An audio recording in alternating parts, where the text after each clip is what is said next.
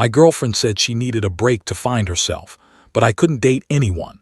5 months later, she came back ready to commit, only to find someone else's toothbrush by my sink. My girlfriend Nina and I had been together for 3 years, living together for about a year and a half in a one-bedroom in Austin. Things seemed solid. We hiked on weekends, cooked together, talked about buying a house in the suburbs within 2 years. My job as a sound engineer at a local recording studio is stable. She teaches elementary school. Normal couple stuff. Then around early May, things shifted. A couple of her friends had recently gotten divorced or taken gap years to find themselves, and Nina started consuming a lot of content about soft life and leaving your routine to discover who you really are. She'd come home from yoga talking about how she felt lost in the relationship and needed to figure out who she was without being defined by a partner. One night she sat me down and said she needed to move out temporarily. She wanted to stay with her older sister Claire across town for 4 to 5 months to get clarity.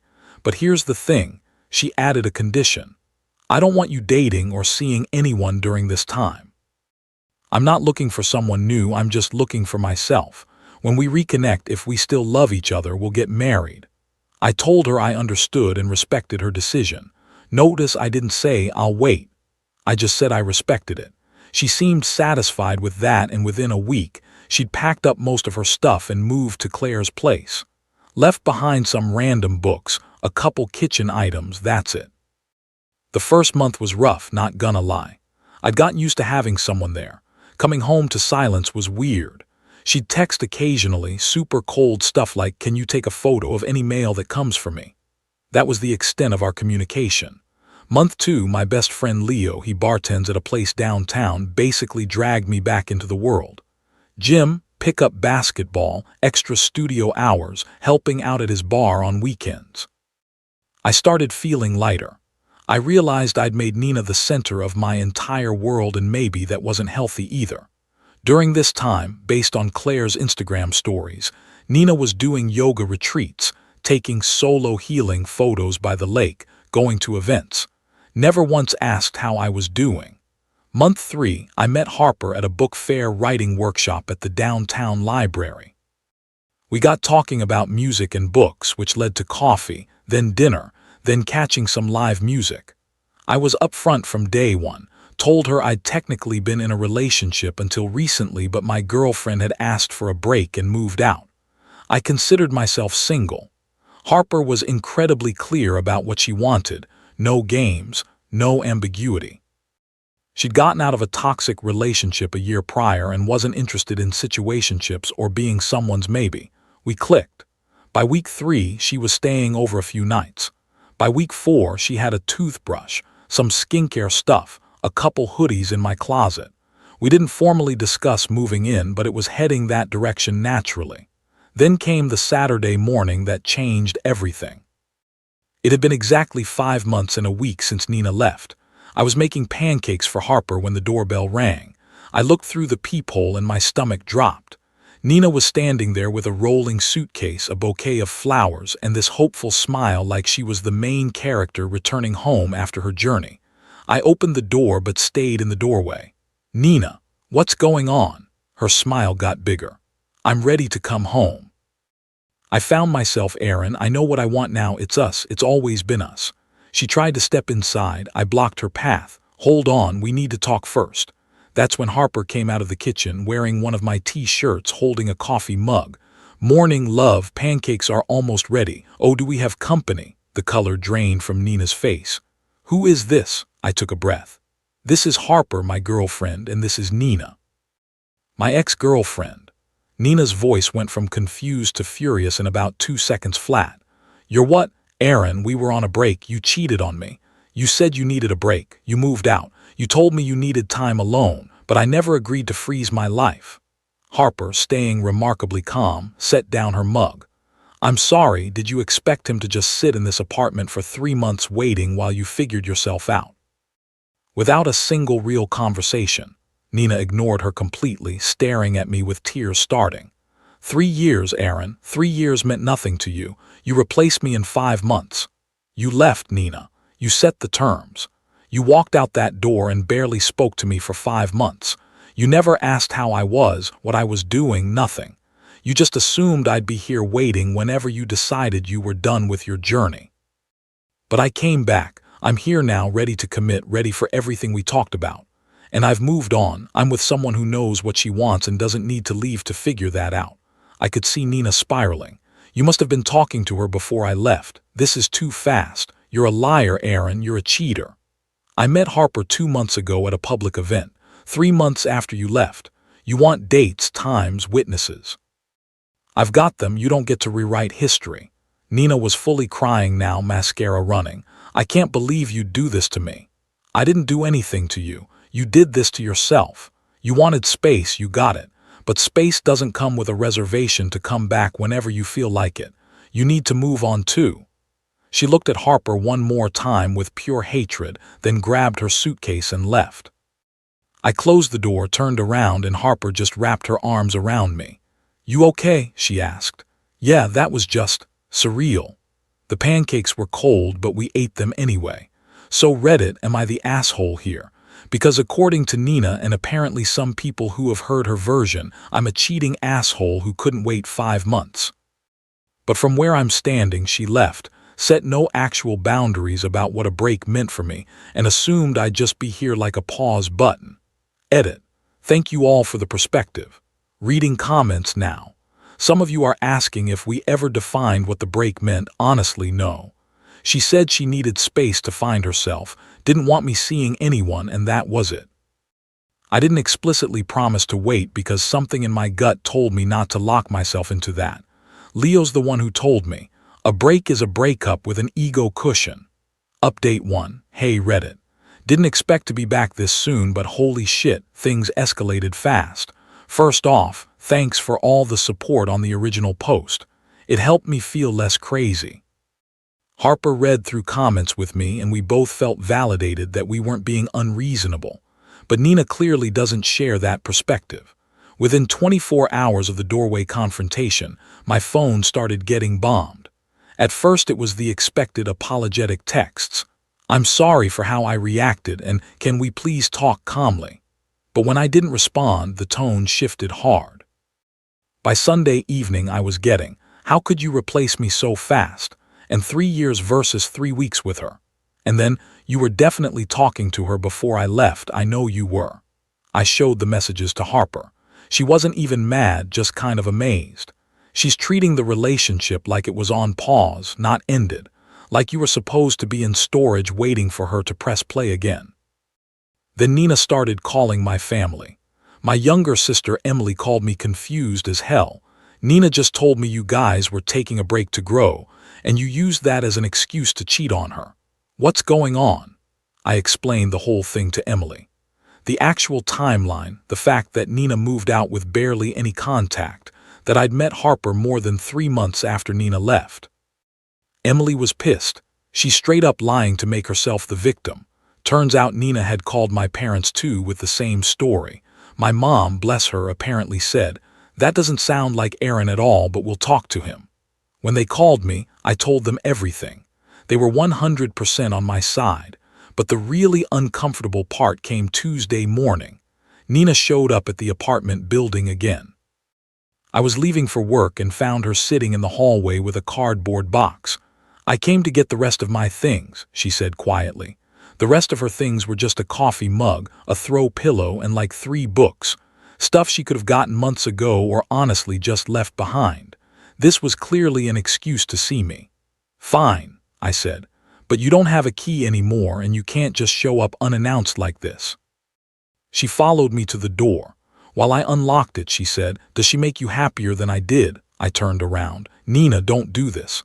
I just need to know, does she make you feel like I couldn't? She makes me feel chosen, not like a backup plan." That hit her hard. I let her grab the stuff from where I'd boxed it up after she left. She was in and out in under 5 minutes, but as she left she said, "This isn't over, Aaron. People who love each other fight for each other. We're not fighting, we're done." Later that day, Harper texted me from work. She's a librarian and part-time grad student in psychology. "This is going to sound weird, but did your ex know where I work?" My blood ran cold. "Why?" Someone called the main library line asking for me by name, saying she was an old friend wanting to reconnect. But when our receptionist offered to take a message, the woman hung up, and we don't get many random calls like that. I immediately knew it was Nina. I told Harper everything. She wasn't scared, just annoyed. So she's escalating. Good to know. That night, Leo came over with beer, and we all sat around discussing whether I needed to get law enforcement involved. Leo's take: she's testing boundaries. If she keeps pushing, yeah, you might need a paper trail. Harper's take, as someone who studied psychology: she built an entire narrative in her head where you were waiting faithfully and she'd return triumphant. You shattered that narrative. Now she's in cognitive dissonance, either accept she was wrong or make you the villain so she can still be the hero of her story. I decided to send one final text to Nina. Stop contacting me, my family, and especially Harper. We're done. I need you to respect that and move on. This is the last time I'm reaching out. Her response came at 2 a.m. You're going to regret this when you realize what you lost. Blocked her on everything after that. Harper blocked her too, just to be safe. So yeah, still not the asshole, but now I'm the asshole with a potential stalker ex. Awesome. Edit. For those suggesting Ring camera way ahead of you. Ordered one Tuesday night. Installation is tomorrow. Update 2. Reddit, this story just got so much worse, and I need to document this somewhere because I feel like I'm living in a psychological thriller. It's been about a week since I blocked Nina everywhere. Things had been quiet, no more showing up, no more calling through weird numbers, nothing. Harper and I were starting to relax. We installed the Ring camera, changed my locks, and were just trying to get back to normal. Then yesterday I got a call from Nina's sister Claire. I'd actually liked Claire. She was always pretty level-headed, worked as a nurse, seemed to have her life together. We weren't friends exactly, but we'd gotten along at family gatherings. Aaron, I need to talk to you, she started, sounding exhausted. I've been debating whether to call for days, but you deserve to know what actually happened during those 3 months. My stomach sank. What do you mean? Claire sighed heavily. Nina's been painting herself as the victim in all this, and she's lying to everyone, including herself. When she moved in with me, she told me she needed space from the relationship to work on herself, and I supported that. But Aaron, she didn't spend those 5 months in therapy or soul searching or any of that. What did she do? She spent them on dating apps. She was talking to a guy named Brandon from Seattle. It was pretty serious from what I could tell. They were FaceTiming constantly, making plans. She told me if things worked out with him, she was thinking about moving to Seattle. You were her backup plan, Aaron. She wanted to explore this thing with Brandon while keeping you on hold, just in case it didn't work out. I literally had to sit down. Are you serious right now? Completely. But Brandon ghosted her about 2 weeks before she showed up at your place. She'd been looking at plane tickets to Seattle, talking about visiting him, and then suddenly he stopped responding. That's when she pivoted back to you. She literally said to me, "Well, I guess Aaron and I are meant to be after all." I felt sick. She was dating someone else the entire time she was demanding I stay single.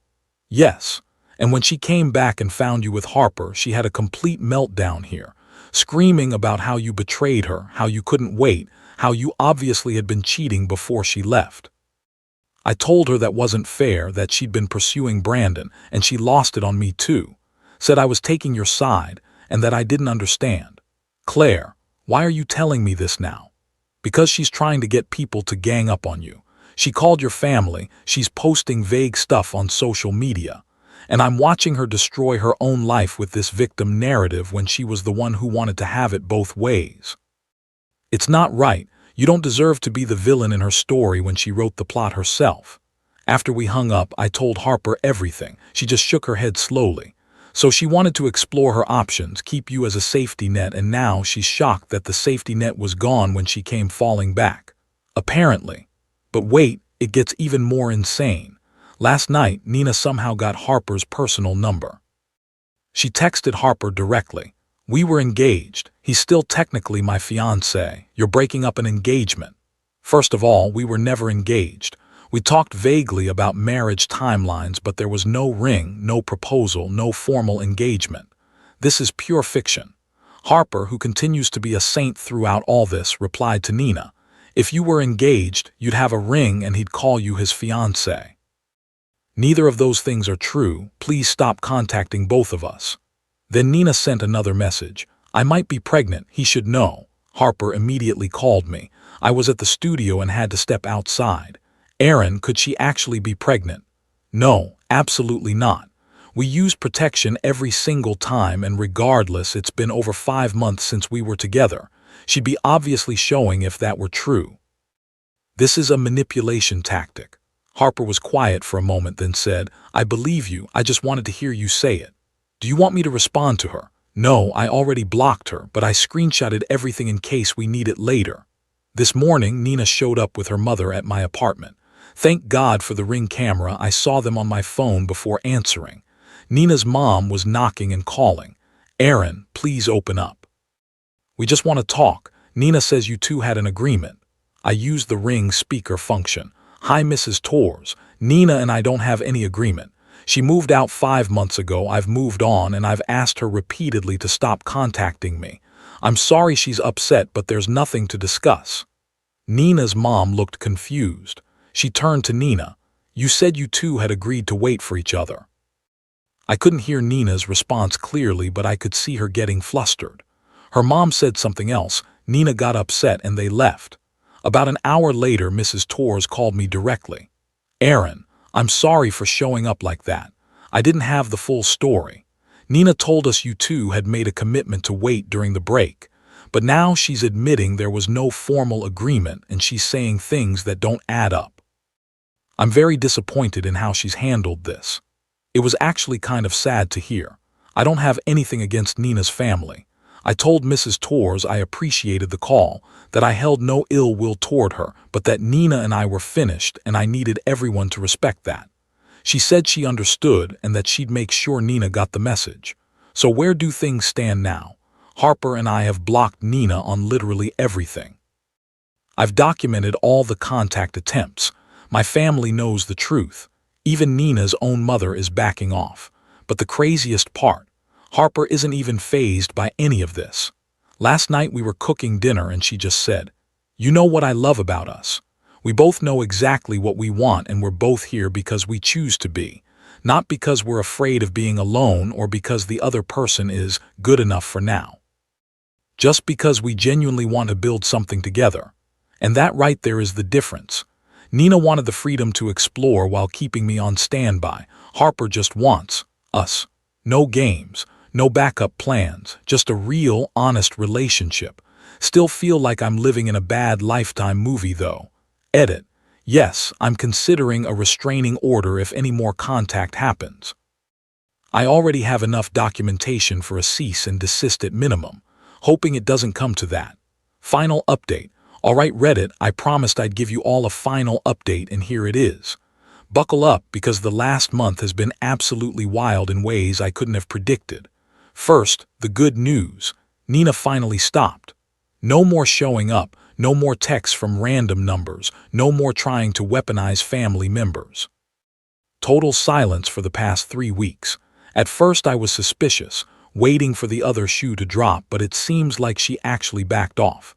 But last week I got a message request on Instagram from someone I didn't know, a woman named Jessica from Seattle. The message said, "Hi, this is going to sound crazy, but are you Aaron? The Aaron who dated Nina Torres? I'm Brandon's girlfriend and I think we need to talk." My first thought was this was Nina's new tactic, but I looked at Jessica's profile and it was clearly real. So I messaged back, "Yeah, that's me. What's going on?" She asked if we could video chat.